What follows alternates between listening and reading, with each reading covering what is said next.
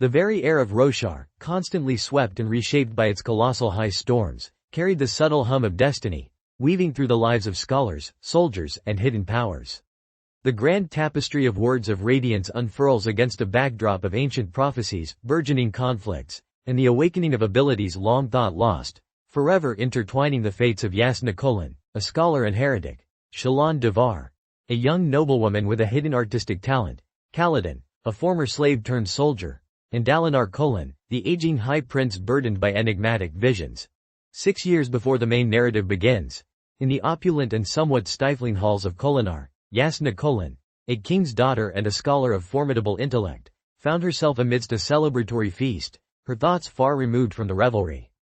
Her mind, sharp and analytical, was preoccupied with a clandestine appointment she had arranged with an assassin. As she navigated the crowded hall, permeated by mingling perfumes and tedious flute music, she observed her own shadow behaving in an unsettling manner, stretching erratically towards a distant sphere lamp. This anomaly, a recurring and disturbing phenomenon, defied rational explanation, though she dismissed it publicly as mere superstition, privately acknowledging its profound strangeness. Her true purpose in meeting Lys, the notorious weeper, an assassin who gouged out her victims' eyes to conceal the true, burned-out nature of their sockets, was not for murder, but for subtle surveillance of her brother Elikar's wife, Esudin. Yasna's reluctance to commit to an assassination stemmed from a growing suspicion that unseen, powerful forces were at play within the palace walls, hinting at a reality far more complex than courtly intrigue. Her unsettling encounter with her shadow intensified. As she mentally snapped at it, distant shadows stirred, lengthening and deepening, forming figures of midnight blackness, reflecting light as if made of oil. One such entity, humanoid and lustrous, strode towards her, unsheathing a sword. In a terrifying instant, the palace itself seemed to disintegrate, shattering into thousands of small glass spheres, plunging Yasna into a dark, incomprehensible sky.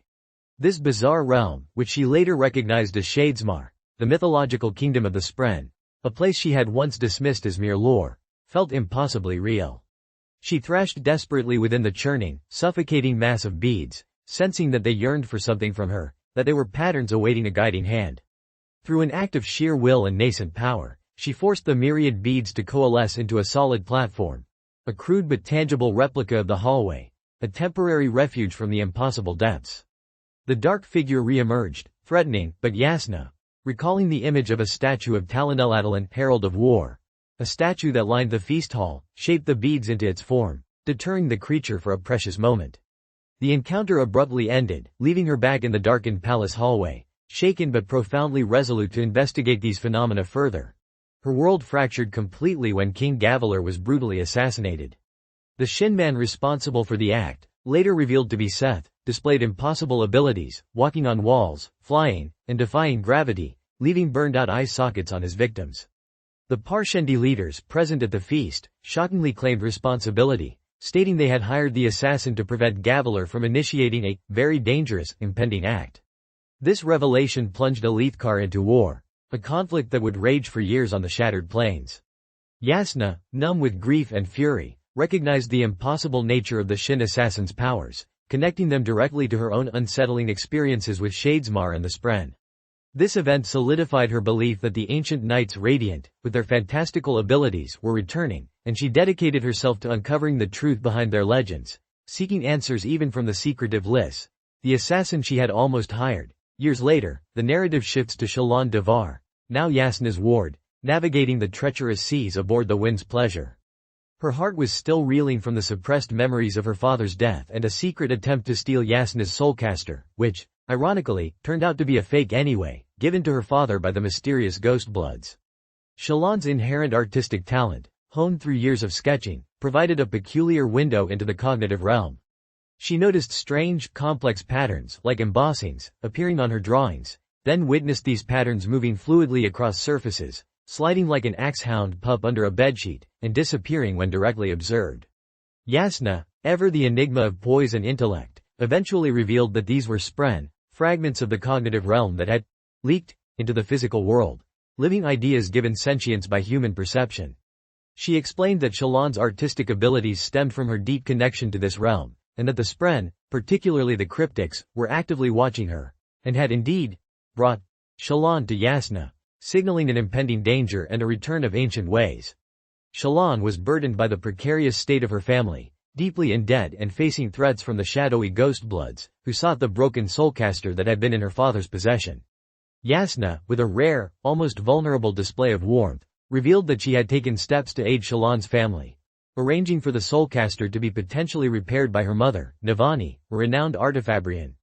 More shockingly, Yasna had initiated a causal betrothal between Shallan and Adolin Kholin, Dalinar's son and Alethkar's most eligible bachelor, a powerful alliance that could protect Shallan's house.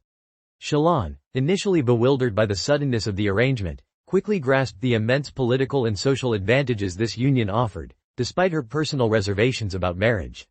She yearned to learn more about surge binding, especially illumination, the manipulation of light, sound, and other waveforms through illusions, a power Yasna warned was dangerous but increasingly necessary for the coming conflict. Meanwhile, Kaladin, having miraculously risen from the ranks of bridgemen to captain of Dalinar's personal guard, Bridge 4, grappled daily with his traumatic past and the new responsibilities thrust upon him. The horrors of Sadia's betrayal at the tower, which resulted in the slaughter of thousands of bridgemen, fueled his deep-seated hatred for the High Prince and Amram, the man who had branded him a slave and stolen his shardblade. Kaladin dedicated himself to transforming his men, former slaves like him, into a disciplined and formidable fighting force, instilling in them pride and purpose through rigorous training and unwavering camaraderie. He displayed remarkable loyalty to Dalinar, believing the High Prince to be their best hope for freedom and justice in a world riddled with corruption. His own nascent surge-binding abilities, including the manipulation of gravitational lashings and rapid healing through the absorption of stormlight, allowed him to perform feats of impossible strength and agility. However, he kept these powers largely hidden, fearing that the Light Eyes would exploit or destroy him if they discovered his true nature. He also struggled with his burning hatred for Amram and for King Elhokar, whose perceived incompetence and corruption had led to the wrongful deaths of Moash's grandparents, a revelation that deepened Kaladin's internal conflict. Dalinar Kholin, wrestling with increasingly vivid and unsettling visions sent by the Stormfather during high storms, found himself consumed by a desperate mission to re-establish the Knights Radiant. These visions revealed not only prophecies of a coming desolation and the literal return of the Voidbringers but also fragmented history about the Radiants and their ancient powers, including the construction of Urithiru and the role of the bondsmiths. Mysterious numbers, appearing scrawled on his walls after storms, hinted at a rapidly approaching deadline for a catastrophic event. Dalinar, increasingly convinced of the impending doom, resolved to unite the warring High Princes of Alethkar and prepare them for battle. He defied conventional political maneuvering, choosing instead a bold, confrontational approach, which included allowing Adolin to challenge other shardbearers in duels to consolidate military power and strip his rivals of their powerful weapons and plate. The narrative takes a brutal turn when Shallan and Yasna are caught in a sudden, violent assault at sea. Assassins, later confirmed to be members of the Ghostbloods, the very organization that had pursued Shallan's family, board their ship, culminating in Yasna's brutal murder before Shallan's eyes. Traumatized but fiercely resolute, Shallan instinctively uses her light-weaving abilities to create an illusory diversion, allowing her to escape the burning ship as it sinks into the frigid depths. She is miraculously rescued by a reclusive Santhid, a colossal, ancient sea creature, confirming her deep, almost spiritual connection to the strange and powerful forces of Roshar. Stranded in the desolate Frostlands, Shallan uses her cunning and burgeoning powers of illusion and transformation to survive. She encounters a slaver, Tivilak, and his mercenary guards. Through a series of carefully crafted, true lies, illusions grounded in partial truths or projections of potential realities, and bold assertions of authority, she manipulates the caravan leader into believing she is a high-ranking Light Eyes with powerful connections, thus securing passage and supplies for herself and gaining a small retinue of new soldiers from among Tivlakvi's deserting guards, whom she promises clemency. She also liberates a small group of slaves from Tivilak, offering them a new life as her personal servants. During this time, she discovers that her spren, pattern, can not only perceive and interpret ancient languages, but is deeply connected to her light-weaving abilities, hinting at a deeper power within her, a symbiotic relationship where pattern gains sentience and thought from their bond. Pattern also reveals that his kind, the Cryptics, were drawn to Shallan because of her lies, which he perceives as a profound form of creation and truth itself. The news of King Gavilar's assassination continues to ripple across Roshar, instigating widespread turmoil and a series of subsequent royal assassinations across various nations by the enigmatic Seth, the Assassin in White. Unbeknownst to Kaladin, his nemesis Amaram, now a shardbearer himself and outwardly parading as a newly refounded knight radiant under Dalinar's patronage, arrives at the war camps, deepening Kaladin's simmering rage and burning desire for justice. The assassin's attacks, coupled with the prophetic countdowns on Dalinar's walls, create a pervasive sense of dread and urgency throughout the Alethi camps. Kaladin, haunted by the reappearance of Amaram, struggles with his inner conflict, his sworn duty to protect Dalinar and the king versus his burning desire for personal vengeance. He continues his rigorous training with Zahal, an enigmatic ardent and master swordsman, learning how to counter shardbearers and control his unique abilities, including his ability to manipulate gravitational lashings and rapidly heal from devastating wounds. He experiences fleeting moments of pure freedom and exhilaration as he learns to fly through the chasms, defying natural laws and embracing his burgeoning power. However, his powers often falter or withdraw when he contemplates breaking his oaths or acting on his darker impulses, particularly regarding his promise to Moash. He also begins to uncover the truth about Moash's deep-seated grudge against King Elhokar, realizing that Moash and a clandestine group of patriots are actively plotting the king's assassination, believing it is for the greater good of Elithkar by placing Dalinar on the throne. Kaladin, torn between his personal loyalties to Moash and a burgeoning sense of universal justice, is faced with an impossible choice, a moral dilemma that tests the very core of his nascent radiant oaths. The political machinations at the Shattered Plains grow increasingly complex and dangerous. Sadeas, using his influence as High Prince of Information, schemes relentlessly to undermine Dalinar, even publicly renouncing his royal appointment to further destabilize the kingdom and set the stage for his own ascent to power. Adolin, fueled by his father's conviction and his own desire for honor, continues his shard dueling spree, strategically winning blades and plate from other high princes, including Relis, the reigning champion. His audacious challenge to fight multiple shard-bearers at once, ultimately confronting four armed with shards, further elevates his reputation, but places him in immense peril. Shallan, upon her arrival at the Shattered Plains, adeptly navigates the treacherous Alethi court, skillfully using her lightweaving to assume various identities and gather critical information. She convinces Sabarial, a high prince known more for his economic prowess than military might, to take her into his employ, leveraging her knowledge of his hidden economic enterprises and promising lucrative opportunities related to Urithiru. She gains access to Dalinar and Navani, gradually revealing her true identity as Yasna's ward and her abilities as a surge binder, solidifying her crucial role in the impending crisis. Shallan also officially joins the Ghost Bloods, a clandestine organization with deep roots in Roshar's power structures, her unique lightweaving talent proving invaluable to their shadowy operations. She discovers their goal is to uncover the secrets of Urithiru and harness ancient powers, though their motives are ambiguous and potentially sinister, as they were responsible for Yasna's death. She learns that Amaram is secretly working with the Ghost Bloods and is actively seeking to bring about the return of the Voidbringers, a horrifying revelation that makes her question his true intentions. The narrative culminates in a series of breathtaking revelations and desperate, world-altering battles. The prophetic countdown on Dalinar's walls reaches its terrifying conclusion, coinciding with a chilling discovery by Renarin. An Everstorm is approaching from the west, a destructive force unlike any seen before, possessing the horrifying ability to literally transform the docile Parshmen into the feared Voidbringers. This cataclysmic revelation forces Dalinar to abandon his political games and commit to a full-scale expedition to the center of the Shattered Plains, where Shallan's meticulously compiled maps and keen intuition promise to lead them to the legendary city of Urithiru, a potential refuge and a source of ancient knowledge.